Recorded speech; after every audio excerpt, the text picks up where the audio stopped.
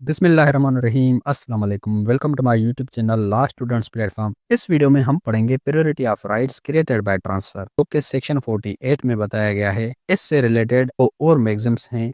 He who is earlier in time is stronger in law, या फिर where there are equal equities the first in time shall prevail. Section 48 priority of rights created by transfer, transfer के जरिए जो rights create किए जाते हैं तो priority किसको दी जाएगी। तो ये लैटिन मैगज़म पे बेस करते हैं। लैटिन मैगज़म है where there are equal equities the first in time shall prevail, जहां पर दो या दो से ज्यादा इक्विटीज हों, जो इक्विटी पहले आई थी वही प्रिवेल करेगी।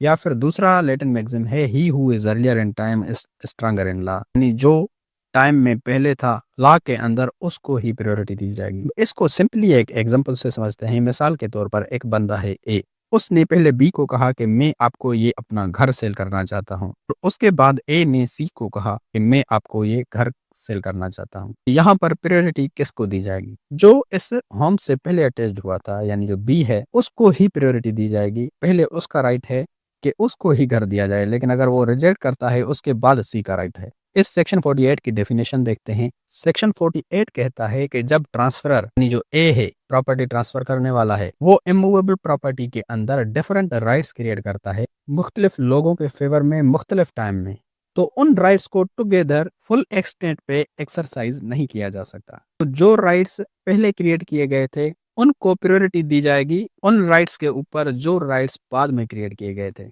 लेकिन इस चीज के बरअक्स कोई कॉन्ट्रैक्ट या रिजर्वेशन नहीं होनी चाहिए। अब मिसाल के तौर पर पहले जो मैंने आपको एग्जांपल बताया, ए ने पहले बी के साथ कॉन्ट्रैक्ट किया कि वो उसको घर सेल करेगा, उसके बाद सी के साथ कॉन्ट्रैक्ट किया कि उसको वो घर सेल करेगा, तो प्रायोरिटी दी जाएगी वो बी को दी जाएगी। वो तो था एक सिंपल एग्जांपल। तो अक्सर उस वक्त दिया जाता है जब ये लैटिन मैगज़म्स बताए जाते हैं, जो मैगज़म्स मैंने आपको बताए। सेक्शन 48 की डेफिनेशन के मुताबिक जो एग्जाम्पल फिट होता है वो एग्जाम्पल मैं आपको बताता हूँ। मिसाल के तौर पर एक बंदा है ए, उसकी एक प्रॉपर्टी है, उसने वो प्रॉपर्टी बी के पास मॉर्गेज रखी हुई है और सी को लीज की हुई है और डी को सेल कर रहा है। अब यहाँ पर जो डी है, इसने प्रॉपर्टी खरीदी है, वो सारे राइट्स को फुल्ली एक्सरसाइज नहीं कर सकता, क्योंकि उसकी जो प्रॉपर्टी है उसने खरीदी है, मॉर्गेज भी रखी हुई है, यानी जब तक ए मॉर्गेज मनी वापस नहीं करता बी को, तब तक वो प्रॉपर्टी आज़ाद नहीं होगी। इसी तरह सी के पास लीज भी रखी हुई है, तो जब तक लीज टर्म एक्सपायर नहीं होता तब तक वो लीज से भी आज़ाद नहीं होगी। डी ने प्रॉपर्टी खरीदी है, लीज की वजह से इसमें दाखिल भी नहीं हो सकता क्योंकि ऑलरेडी किराएदार उसमें रहते हैं, और मॉर्गेज की वजह से भी बहुत सारी लिमिटेशंस होती हैं उस पे। तो यहाँ पर पहले बी के राइट्स को प्रायोरिटी दी जाएगी। बी के जो मॉर्गेज मनी है इंटरेस्ट के साथ वो पे किए जाएंगे ए की तरफ से। उसके बाद सी के राइट्स की भी रिस्पेक्ट की जाएगी। डी को अगर प्रॉपर्टी सेल हो गई है तो इसका मतलब ये नहीं वो सी को निकाल, सी के साथ भी लीज का कॉन्ट्रैक्ट हुआ था, उस कॉन्ट्रैक्ट के अंडर वो प्रॉपर्टी में रहता है। जब तक वो कॉन्ट्रैक्ट का टाइम जो है वो कंप्लीट नहीं होता तब तक सी उस प्रॉपर्टी में रहेगा। उसके बाद डी को राइट्स दिए जाएंगे। तो सेक्शन 48 ये कहता है कि अगर ट्रांसफरर डिफरेंट राइट्स क्रिएट करता है, यानी अपना हाउस किसी को मॉर्गेज दिया हुआ है तो उसका भी राइट आ गया उस हाउस पे, किसी को लीज पे दे दिया है उसका भी राइट आ गया उस प्रॉपर्टी पे, किसी को इजमेंटरी राइट दिया हुआ है,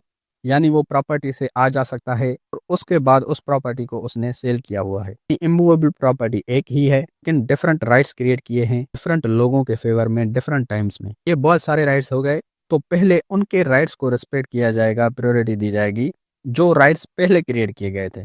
इसकी कुछ एक्सेप्शन भी हैं। जो डॉक्ट्राइन ऑफ प्रायोरिटी है वो नीचे वाली सिचुएशंस में अप्लाई नहीं होगा। फर्स्ट है कि अगर प्रियर ट्रांसफर इनवैलिड है, यानी ए ने बी को कहा था कि मैं आपको ये प्रॉपर्टी सेल करूंगा, उसके बाद उसने सी को कहा, अगर ए ने बी के साथ जो कॉन्ट्रैक्ट किया था अगर वो इनवैलिड है तो वो सी को प्रॉपर्टी ट्रांसफर कर सकता है। सेकंड है कि अगर प्रियर ट्रांसफर डीड अनरजिस्टर्ड थी, ए ने बी के साथ कॉन्ट्रैक्ट किया था लेकिन रजिस्ट्रेशन नहीं करवाई थी कॉन्ट्रैक्ट की, उसके बाद ए ने सी के साथ जो कॉन्ट्रैक्ट किया और रजिस्टर्ड डीड के जरिए किया, कॉन्ट्रैक्ट रजिस्टर्ड था, उस सिचुएशन में जो प्रियर ट्रांसफर था उसको इनवैलिड माना जाएगा, जबकि जो सब्सिक्वेंट ट्रांसफर था उसको वैलिड माना जाएगा। थर्ड है कि अगर कोर्ट ऑर्डर करती है ये प्रॉपर्टी उसको ट्रांसफर करो जो प्रॉपर्टी के साथ बाद में अटैच्ड हुआ था, यानी होता ऐसे है वो प्रॉपर्टी के साथ पहले अटैच्ड हुआ था प्रॉपर्टी उसको दी जाएगी, लेकिन अगर कोर्ट अपनी डिस्क्रिप्शन को एक्सरसाइज करते हुए ये ऑर्डर देती है ये प्रॉपर्टी उसको ट्रांसफर कर दो जो प्रॉपर्टी से बाद में अटैच्ड हुआ था, तो कोर्ट के ऑर्डर को रिस्पेक्ट किया जाएगा।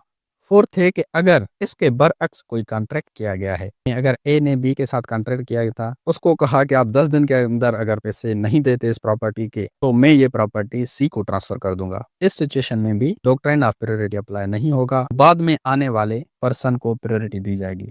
फिफ्थ है कि अगर प्रियर मॉर्गेजी ने सब्सीक्वेंट मॉर्गेजी के साथ फ्रॉड, मिसरिप्रेजेंटेशन या नेग्लिजेंस कमिट की तो इस सिचुएशन में भी डॉक्ट्राइन ऑफ प्रायोरिटी अप्लाई नहीं होगा। सब्सीक्वेंट मॉर्गेजी है उसको ही प्रायोरिटी दी जाएगी। मिसाल के तौर पर ए ने अपना हाउस बी के पास मॉर्गेज रखा हुआ था और उससे लोन लिया, और उसके बाद ए ने वही सेम हाउस सी के पास मॉर्गेज रख दिया। अब यहाँ पर दो मॉर्गेजीज हो गए, एक बी एक सी। बी जो है प्रियर मॉर्गेजी है यानी प्रॉपर्टी से पहले अटैच्ड हुआ है, जो सी है वो सब्सीक्वेंट मॉर्गेजी है, प्रॉपर्टी से बाद में अटैच्ड हुआ है। अगर प्रियर मॉर्गेजी ने इस सब्सीक्वेंट मॉर्गेजी के साथ कोई फ्रॉड कमिट किया है, इस सिचुएशन में भी प्रायोरिटी है वो सब्सीक्वेंट मॉर्गेजी को दी जाएगी, प्रियर मॉर्गेजी को नहीं दी जाएगी। अब मिसाल के तौर पर उसने कोई मिसरिप्रेजेंटेशन की थी बी ने सी के साथ, यानी बी ने सी को कहा था ये जो हाउस है इसके बदले मैंने 5 लाख रुपए लिए हुए हैं, लेकिन उसने एक्चुअली 10 लाख रुपए लिए हुए थे। इस प्रॉपर्टी पे जो मॉर्गेज मनी लिया हुआ है वो सिर्फ 5 लाख है, आप भी इस हाउस पे 5 लाख रुपए का लोन दे सकते हो, आपको इजीली वापस मिल जाएगा। इस टाइप की मिसरिप्रेजेंटेशन में या फ्रॉड में